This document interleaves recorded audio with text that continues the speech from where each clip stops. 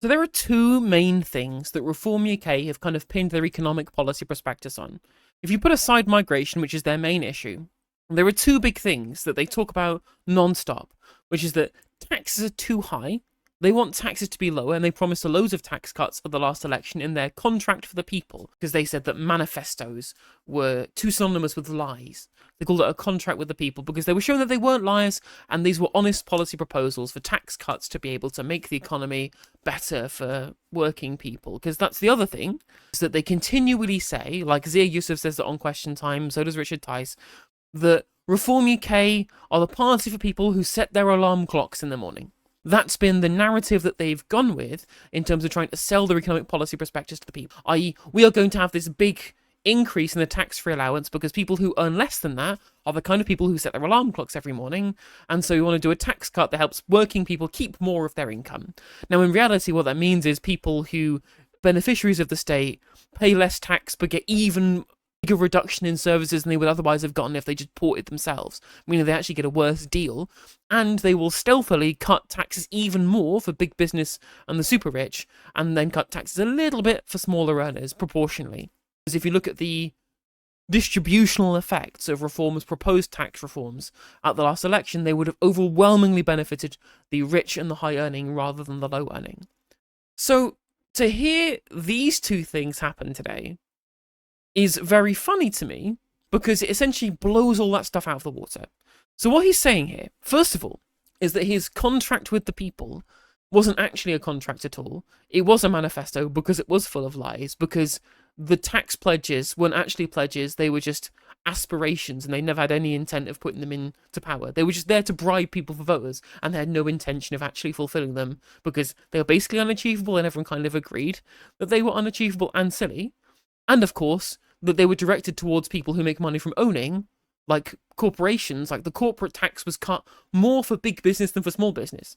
So make of that what you will. And on top of this, people who also earn low wages and do set their alarm clocks in the morning, i.e. young people, he says he wants them to have lower wages. So this is something that shows that we are seeing a lot more realpolitik from Reform UK. It's not really all about the ideological project of Nigel Farage.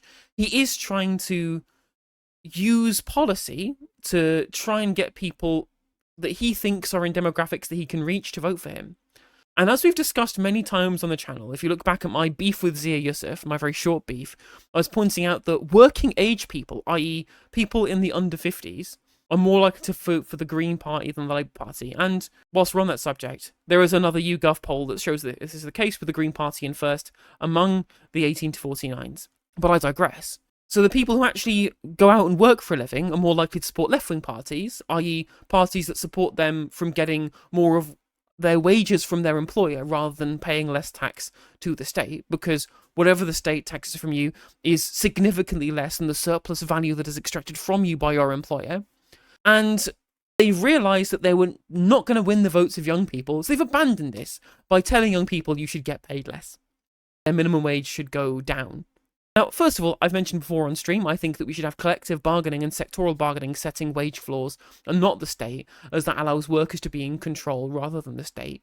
But either way, there should be a wage floor. And for Reform UK to come out and say that the young people that they keep kind of lying about having loads of support from when they don't, they want to make those people poorer during a cost of living crisis by cutting their wages. So they're not actually for the people who set their alarms every morning. They're for the people who roll out of bed at 11 in the morning to watch Homes Under the Hammer in their bungalows, which is the reality, right? Like, the biggest cohort for Reform voters is the 65 plus region, and for the Tories too. And that's who he knows that he's trying to win over.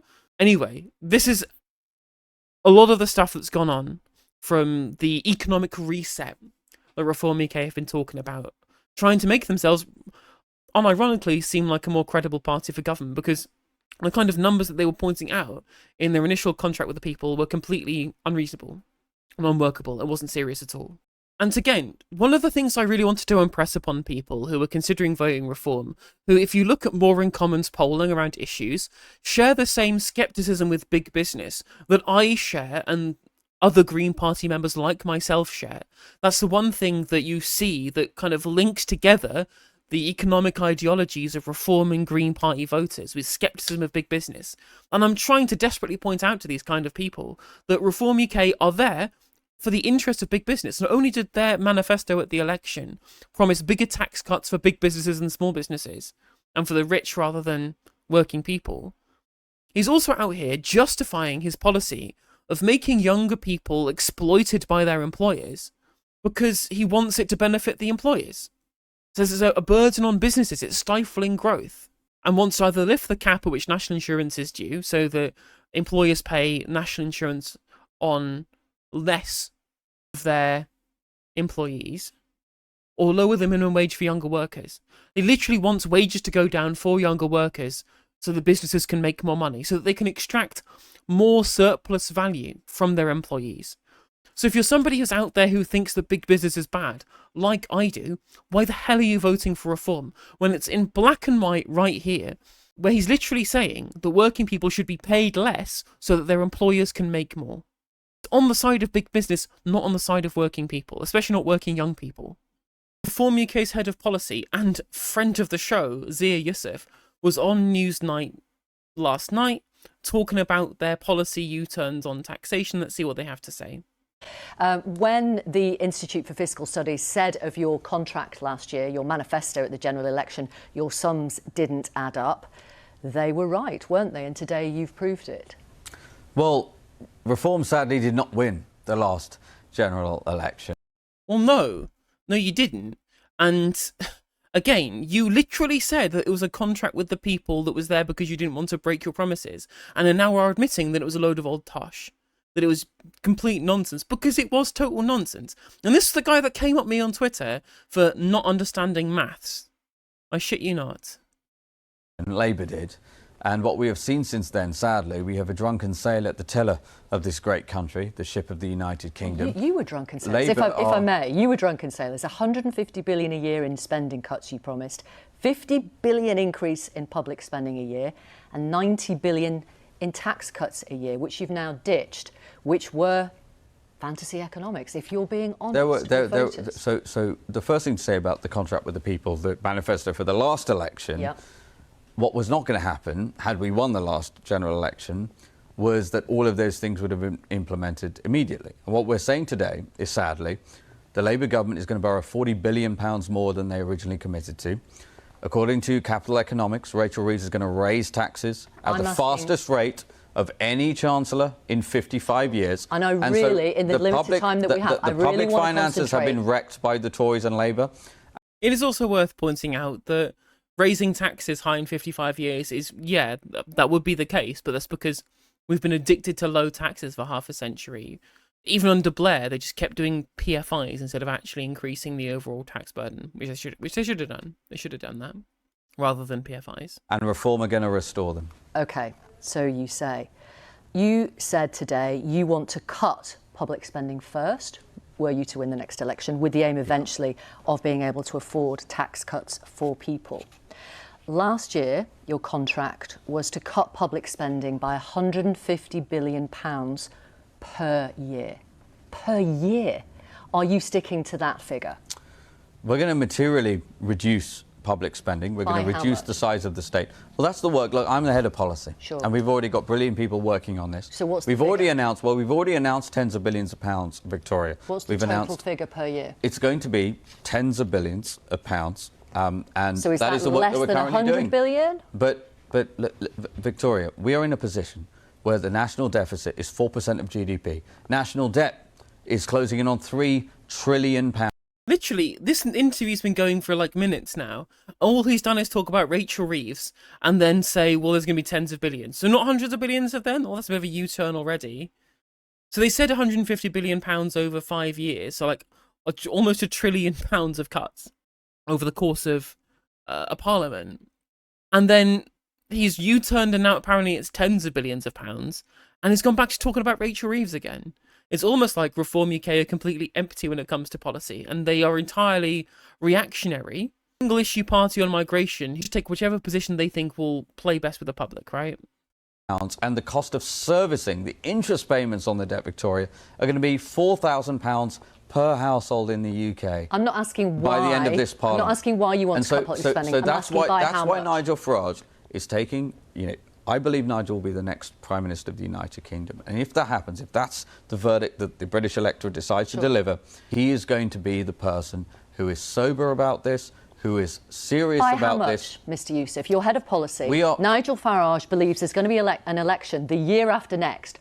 How much, please tell voters, are you going to cut public spending by per year? Well, as I said, we've already announced north of £25 billion of cuts in public spending. Is that we it? were going to give, we've got more to come. There's going to be more to come in that regard. Okay. But the message today was a very clear one, which is sadly, we have the Labour government that is borrowing far more than they committed to, raising taxes at a rate Talk about your policy. Talk about your policies here. unseen in 55 years. And as a result of that, Victoria, people watching this programme, they are sick and tired of their taxes going up year after year after year to fund a bloated state that prioritises foreign citizens over UK citizens. You now can't promise to cut taxes if you win.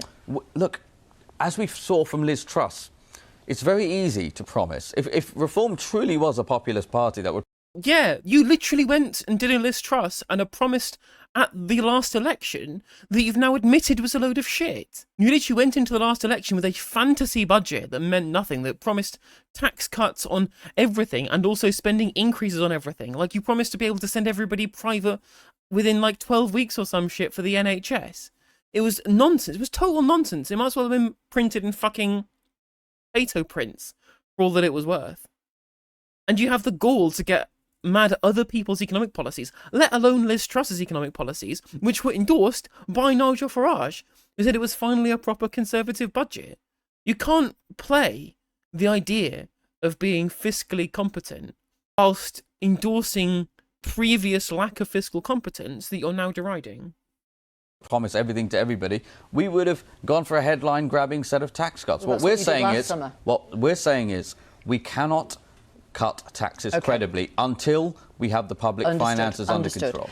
Now, every voter watching knows, because they're Newsnight viewers and they lived through austerity in the 2010s, that saving tens of billions, and I appreciate you haven't given us a figure, but at least 25 billion, requires a lot more than a crackdown on a bit of waste and cutting some civil service jobs. Everyone knows it will almost certainly mean cuts to the quantity or quality of public services. Is that fair? Not necessarily. So the numbers that we've already talked about, so for example, restricting UK, look, Reform believes, and Nigel believes, that UK welfare payments should only ever be paid to UK citizens. That will save at least 10 billion a year. That's just based on universal credit alone. Right. Then we can talk about deporting people who are here illegally rather than housing them at the cost of British tax.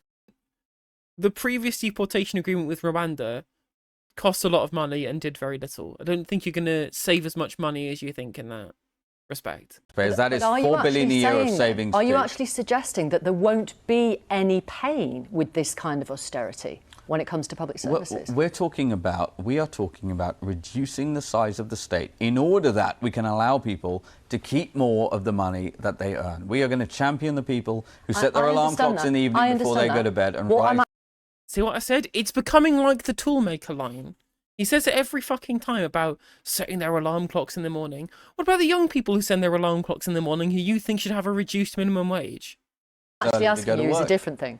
Are you telling voters there will be no pain with Reform UK's austerity? No, I don't think that's a reasonable reflection of what we're saying. But what we are saying, first and foremost... So who will feel the pain? Well, again, let's start with foreign nationals. It is unacceptable. No British citizens. It is unacceptable. No it British is unacceptable. citizens. It is unacceptable that foreign nationals are able to claim universal credit, they're able to claim disability payments, they're able to get social housing. The majority of social housing in London, I understand, goes to foreign nationals. It doesn't. This is a lie.